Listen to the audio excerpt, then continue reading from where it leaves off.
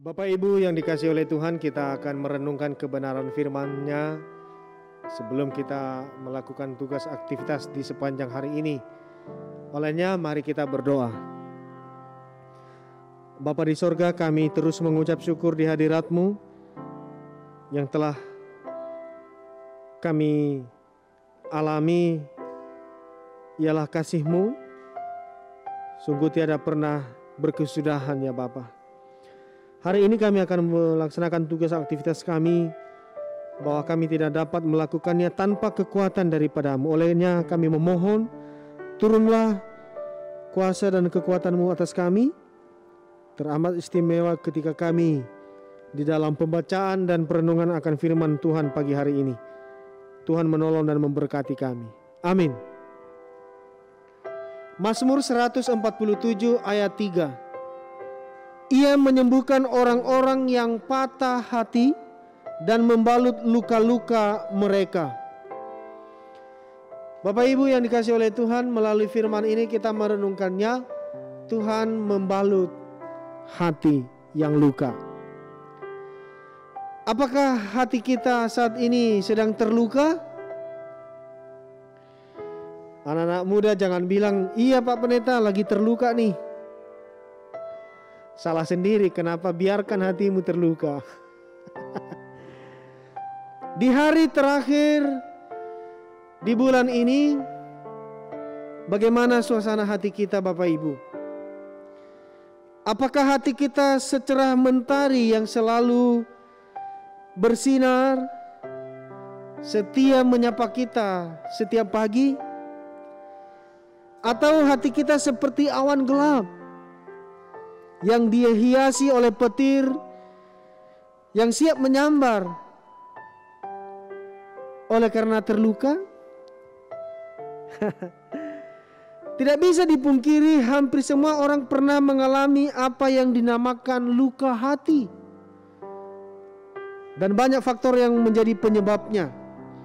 Disakiti, dikhianati, digosipkan, difitnah, atau diperlakukan secara tidak adil oleh orang lain. Apabila luka hati tersebut tidak secara cepat diatasi, akan menimbulkan masalah yang lebih serius dalam diri orang bersangkutan. Dendam, kepahitan, frustasi, mengasihani diri sendiri secara berlebihan, dan akhirnya citra diri pun rusak. Kenapa? Karena menganggap diri tidak berharga. Luka hati adalah suatu keadaan dalam batin seseorang yang menimbulkan perasaan marah, benci, kecewa, dan pahit yang begitu mendalam. Sebagai akibat dari penolakan atau perlakuan semena-mena orang lain. Namun pada dasarnya luka hati ini diperparah bukan karena perbuatan orang lain yang menyakiti, tetapi justru pada respon kita atau sikap kita terhadap perbuatan orang tersebut. Yusuf, salah satu tokoh dalam perjanjian lama, adalah orang yang sesungguhnya punya alasan kuat untuk terluka hati karena peristiwa-peristiwa pahit yang dialaminya. Dibenci, dimusuhi, diperlakukan tidak adil bukan orang lain, oleh saudara kandungnya sendiri. Dibuang ke dalam sumur, dijual sebagai budak, difitnah oleh istri Potifar, dan dilupakan begitu saja oleh juru minum.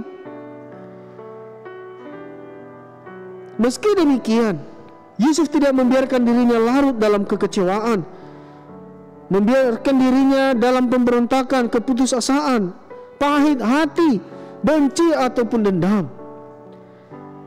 Ini terjadi karena Yusuf memilih untuk merespon secara positif masalah yang menimpanya dan menyerahkan semua pergumulannya kepada Tuhan. Kiranya kita juga demikian. Apabila saat ini saya dan saudara sedang mengalami sakit hati, jangan pernah kita membiarkan hati kita tersakiti oleh apapun. Mari kita bawa, serahkan kepada Tuhan. Dialah yang dapat membalut hati kita.